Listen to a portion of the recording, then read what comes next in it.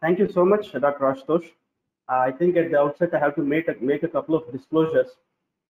Uh, this kind of conference on the web is in sort of a first experience for me. We have done a few webinars, but arranging a whole conference on web is a new experience. I think we must thank Dr. Ashutosh and appreciate his bravery for doing this kind of an experiment. Secondly, my second disclosure is that Ashutosh is not known to give easy topics. So he usually selects very difficult topics like this that he has given me. So I've tried to search a lot of this literature on this topic, and this is not a very common thing. We don't use this in our routine practice. So I'll try to share whatever I have learned from the literature. So we all know that there are a lot of omics in every branch now. We have a genome, we have a transcriptome, we have a proteome, and then of course we have a metabolome. Now the metabolome is basically all the metabolites that are present in the individual. They can be static metabolites or dynamic metabolites. Am I audible? Am I audible? Yes, you are audible. Thank you. Thank you. So the metabolites may be static metabolites or dynamic metabolites. They can be influenced by environment and lifestyle, by the microbiome, by the xenobiotics that we use routinely, and they in turn can affect the genome and transcriptome, what is called as epigenomics or epitranscriptomics. So there is a lot of omics that is going on everywhere. So lipidome is basically a newly emerged discipline. It is, as expected, it's a sub-branch of metabolomics. It studies cellular lipids on a large scale and covers the complete complement of lipids in a particular individual.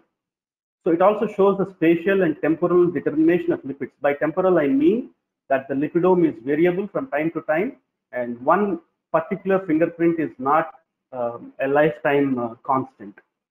So recent advances in biochemical analysis like mass spectrometry and chromatography have fueled further interest in the research in lipidomics. Apart from studying the lipids and metabolites, lipidomics also includes the study of lipid metabolizing enzymes, the lipid transporters, lipid genes and the regulation of these genes, the functional aspect of the various lipids, and the chemical fingerprints linked to various cellular processes. So we all know that there are approximately 8 different types of lipids in the human body. The lipids are ubiquitous in their distribution. They are present everywhere in the cell. Most of the lipids are present everywhere in the cell in all the subcellular organelles. But a few lipids like the cardiolipin and the sphingomyelins or sphingolipids, they are relatively localized to some specific parts of the cell. But by and large, lipids are distributed ubiquitously across all the species and all the cells and subcellular organelles. The problem with lipids is they are less amenable to analysis because they are quite complex. We have thousands of different lipid species, although it is less complex as compared to proteome. So we all know that the proteome has approximately 10 to the power of 9 different species. I mean, billions of proteins are there in the human body, but the lipid species is comparatively less complex. We have only thousands of lipid species to be analyzed, but still analyzing thousands of lipid species at one time and following them up for a period of time is not an easy job. So it requires labor-intensive workflows, different instrumentation, and the publications have started coming up in the past 7-8 years. Although metabolomics has been an established subspecialty, the good number of publications have come in the last 7-8 years. So what's wrong with the traditional lipids? Why should we think of the complete lipidome? So traditional lipids estimation is limited to estimation of a few molecules. We all know, we all use this in our clinical practice. We only estimate a few molecules clinically. But then we must understand that metabolism and endocrinology is about a dynamic interplay of various metabolic pathways. And any change, whether disease process or whether pharmacological intervention, leads to a dynamic interplay in the various metabolic pathways. And there is a new equilibrium that is established. So we fail to understand this equilibrium if we don't understand the dynamic interplay between the various metabolic pathways. So in that way, traditional lipid estimation is limited. Also, the qualitative differences between the various molecular species cannot be reliably estimated. as we were discussing just now, HDL itself is not just one entity. There are so many different entities in HDL, different depending upon the concentration of HDL cholesterol, number of molecules that are available. Qualitative differences matter most as compared to quantitative.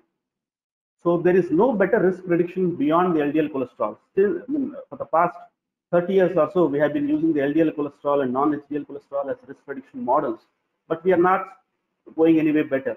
We have a lot of patients with normal cholesterol levels, normal LDL cholesterol levels, but still who have cardiovascular disease. So we need better risk prediction models above, more, and beyond LDL cholesterol. Also, cardiometabolic disease is just a part of the whole spectrum of disease processes. So lipidomics essentially involves the diseases within the the spectrum of lipidology, oncology, and other subspecialties also. So we are more worried about cardiometabolic disease, but the study of lipidomics may actually shed some light on the pathophysiology of other disease spectrums also. So why we need to complicate the already complicated things? We have seen there are so many molecules in there. So why we need to complicate the study of lipids further? Because that elucidates the normal physiology at the molecular level. The mechanisms of the disease processes are better understood. We can increase the predictive nature of the disease. We can use some of them as disease markers, diagnostic markers, and probably some of them will be of new potential therapeutic targets. And also we can assess the response of patients to various therapies that we are giving them. This is to summarize the potential future clinical translation. It may improve in the risk prediction. We can understand the disease processes. We can change the lipidome by diet and lifestyle modification, and probably we can use this to find out some novel therapeutic targets. So this is just to show the various 8 different kinds of lipid molecules that are seen in the human body. This is just an overview of metabolomics, the kind of complexity that is involved, the targeted and non-targeted metabolomics that is there.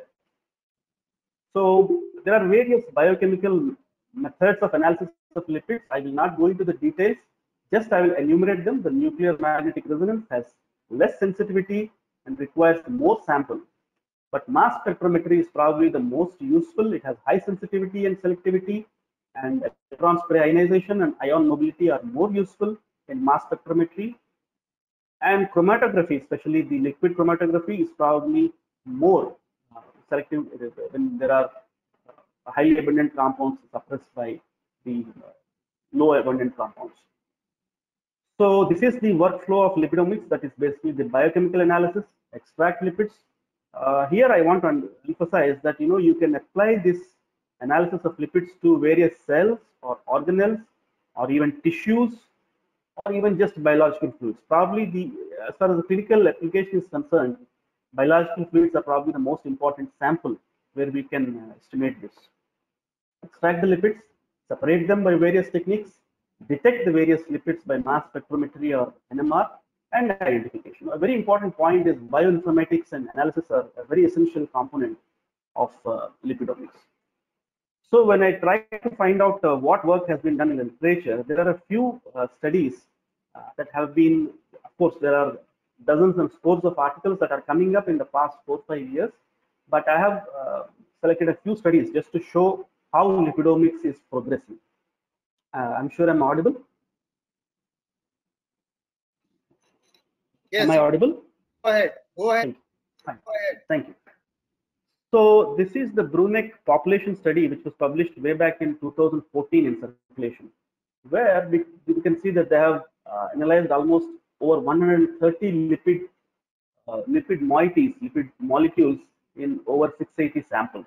Now, this is the first study, one of the largest and the first studies, where they have assessed individual species like the cholesterol esters, the phosphatidylethanolamines, the triacylglycerols, and they tried to see the association with a 10-year CVD risk. So what they found is, not surprisingly, the cholesterol esters and triacylglycerols and the phosphatidylethanolamines. These are the 3 moieties that are usually associated with increased risk as far as the cardiovascular disease is concerned. A brief mention see that the triacylglycerols were probably more useful in risk stratification as compared to the cholesterol esters. A separate sub-analysis has shown apolipoprotein C3, C2, and apolipoprotein E in that order are predictive of risk. Now, this basically shows that the VLDL moieties, as compared to the traditional LDL cholesterol, are probably more better in risk stratification as far as CVD risk is concerned. Now, this was a study in the Mexican Americans where they tried to see the lipidomic profile of hypertension. This was also a very early study. Same thing, they have found diacylglycerols, and diacylglycerols, specifically what they have found is the glycerols containing small number of carbon atoms and less number of double bonds. So predominantly the unsaturated and monosaturated, the saturated and the monounsaturated fatty acids are more associated with hypertension. So they have found out this specific diacylglycerols is an independent marker of hypertension. Now, as far as I can see, maximum work has been done in the HDL lipoprotein cholesterol. So composition of HDL in subjects with high and low HDL cholesterol is unknown. So we were discussing this a few minutes before, that it's not just the number of HDL or the concentration of HDL lipoprotein in the serum, it is the quality of the HDL molecule also. As we know, HDL is just not about cholesterol, it transfers lots of lipids along with cholesterol. So lipidomics is the ideal way to understand how the qualitative differences of HDL are more useful. So here in this study, this is a Journal of Lipid Research. They have found out that low HDL subjects have elevated triacylglycerols and also sphingomyelins and other things. And essentially, these changes in the lipid composition means that the tags are at the surface of the HDL particles. Another study has shown that, I'm sorry, I think. So another study in type 2 diabetics has shown that the dyslipidemic small HDL particles are primary carrier of ceramides. Now, ceramides, this group of fats, lipids, has been shown in quite a good number of studies, they promote inflammation and insulin resistance. So small HDL particles are primary carriers of ceramides, so they are more important propagators of inflammation. And in type 2 diabetics, dyslipidemia predominates as compared with hyperglycemia. So dyslipidemia is basically an altered cargo of all the bioactive lipids. So again, in this study in type 2 diabetics, they have found that dyslipidemia is associated with significant changes in both the lipid classes, VLDL and LDL, and specifically in the small chain fatty acids and the saturated and monounsaturated fatty acids. Now, this was what I was talking about. This was one trial which was published quite recently, where they have analyzed the lipidomics of 12 different ceramide moieties, and they have found a significant association with adverse cardiovascular events. Now, as we have discussed, ceramides are fat lipid molecules which carry the inflammatory risk and are predictors of insulin resistance. So this study is probably one of the first studies where ceramides are associated with adverse cardiovascular outcomes. Now, this was what we were discussing. Just low HDL cholesterol or low HDL protein, the low HDL particles is not enough for disease stratification. Now, this was the first study where they have tried to see the HDL differences qualitatively. What they found is that for those patients who have, even those patients who have a good number of HDL particles, if the cholesterol level is high, they are at high risk. In other words, it is the concentration of the cholesterol in the HDL particles that is a predictor of disease progression, in this case, carotid atherosclerosis, as compared to either parameter alone. So this was one particular study where they have tried to see the association of various lipid moieties in myocardial infarction and stroke. They have found that along with the classical traditional lipoproteins, the inflammatory markers like glycoprotein acetyls, the metabolic markers like the glucose, and even DHA have been associated with increased risk of myocardial infarction and ischemic stroke. Now this is a very interesting study where this was also published in 2017, where they have tried to analyze the various apolipoproteins and their hazard ratio for cardiovascular disease.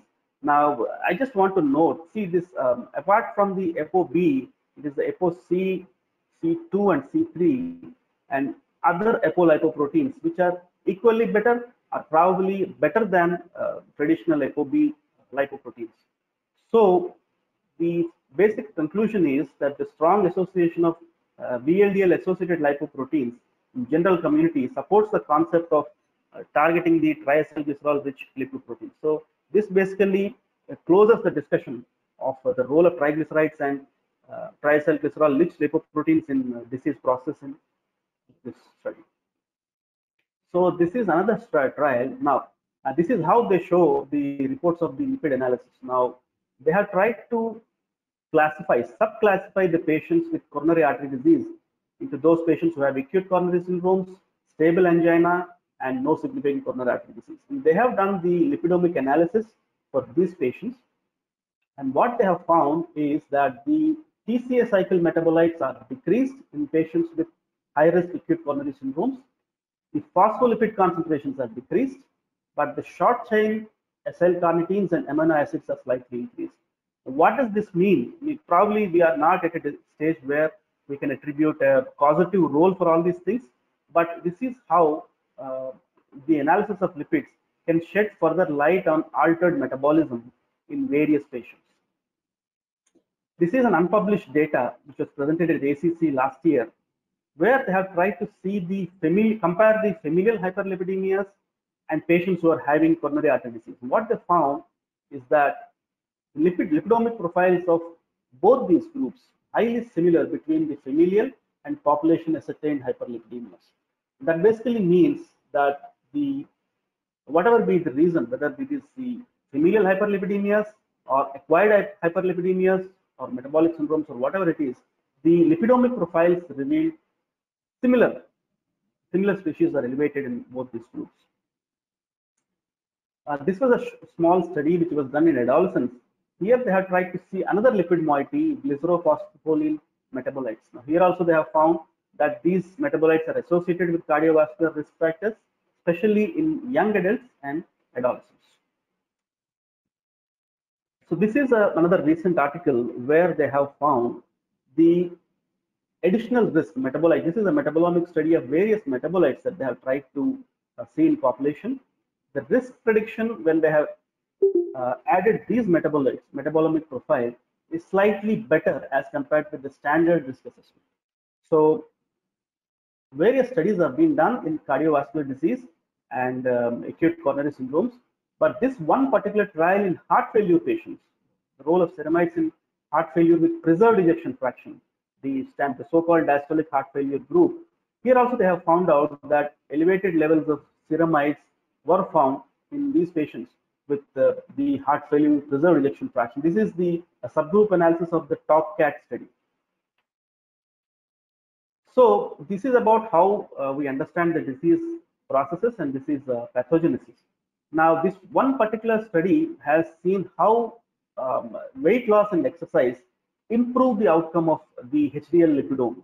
So what they have found is once a patient loses a significant amount of weight and changes his lifestyle, all these moieties which are there in the HDL lipidome, there is significant improvement in their concentration. So this basically shows that we can also follow up the therapeutic outcomes when we see the lipidomic profile. So I didn't find much of therapeutic implications, but these two trials, the animal studies in ischemic stroke have been published.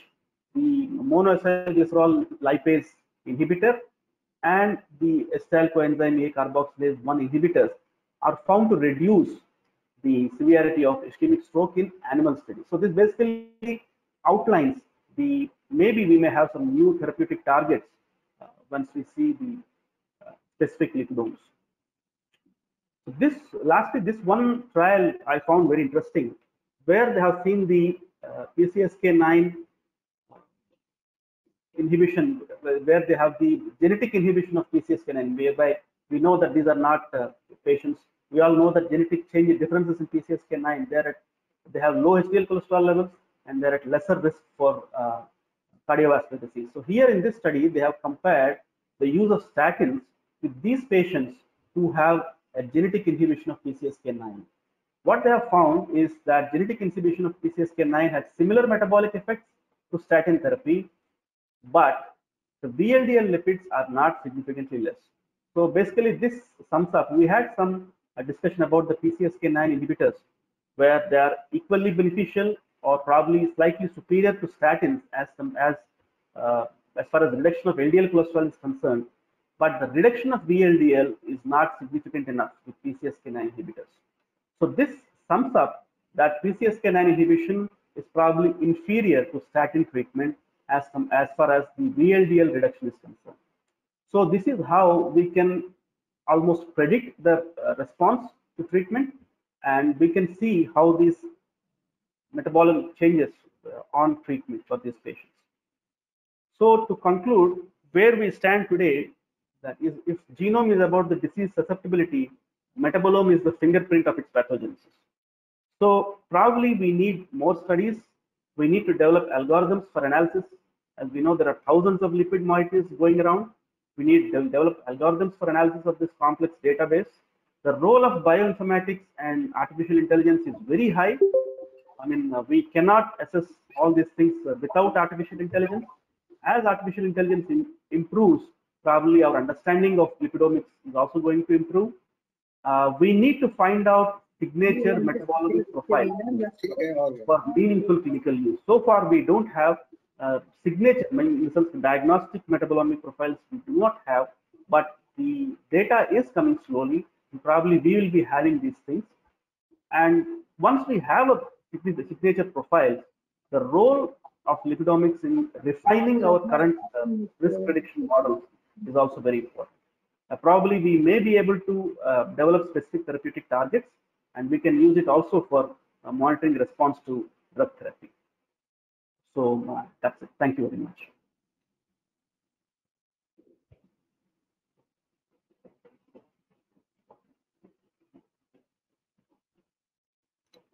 Hello? Hello? Am I audible? Yes, Hello? you are audible, Dr. Rama. Yeah. Yes. Yeah. Thank you so much. So, I mean, I must thank Ashutosh for inviting me for this. This is a really, I think he is too brave to organize this kind of a conference on web completely. Thank you so much. Rama, wait a minute. Actually, you have made a very valid point, and your topic is very futuristic and coming 10 years, it will be a very important way to analyze the things. And you have already rightly said that to analyze the metabolics, you need artificial intelligence to analyze these things. So we have included one topic on lipid profile and artificial intelligence. And since you are saying that PCSK9 may not be that much superior, or at least some different effect as compared to statin. It is not merely the LDL lowering, there are some other effects also. So I just want to know, apart from as far as the inflammatory property of the statin is concerned, where you rate the statin as an anti-inflammatory agent and 9 as an anti-inflammatory agent. They are same. Is there any metabolomic study which is comparing the anti-inflammatory parameters to the PCSK9 or statin? Is there comparison? Well, specifically, I have not seen any head-to-head comparison of anti-inflammatory properties of these two groups. But I basically believe, as far as anti-inflammatory is concerned, I think PCSK9 should be at least as effective as statins, not superior. LDL cholesterol lowering effects are as effective, but there has been some doubt whether they are going to reduce the VLDL cholesterols. All that I wanted to say is, in this particular trial, they have shown that PCSK9 inhibition probably may not reduce the VLDL cholesterol as much as statin. So for a definite thing, we need to have a head-to-head comparison and see. but I'm sure there is no metabolomic study where they have seen these two things. Here on day one, there was a talk of Deepak Yumani sir, and in that talk, there was a study which has shown that if you give high dose of statin, in some patient, the testosterone level may go down, since molecule which inhibit the cholesterol synthesis, cholesterol being the precursor of the testosterone. In male patients, sometimes testosterone is low, and it is so much so that sometimes you have to replace it. And since the PCSK9 are the molecules which competes with the LDL receptor degrader, so it is not effective cholesterol. So the cholesterol bioproducts which are reflected in form of metabolimics may not be altered. So it is very clear that drugs which are modifying the cholesterol synthesis may be having totally different metabolomics as compared to the acting as a competitive inhibitor or non-competitive inhibitor of the cholesterol receptor. So that's what I want to say. So there might be this might be the one of the reason why of the triglyceride molecules are different in case of statin, while it is not there in PCSK9. But certainly the LDL lowering in case of PCSK9 is up to tune of 60%, and going to the hypothesis that even lower of LDL is even better. PCSK9 is there. Yes. No, it's a valid point. I mean, he made a valid point. It's clinically also it is very common. Patients on high dose of statins usually have impotence. It's a very common finding that we see in clinical practice. So this study basically shows that the metabolomic profile of drug effects is different between these two groups. That's all. This study shows only that part.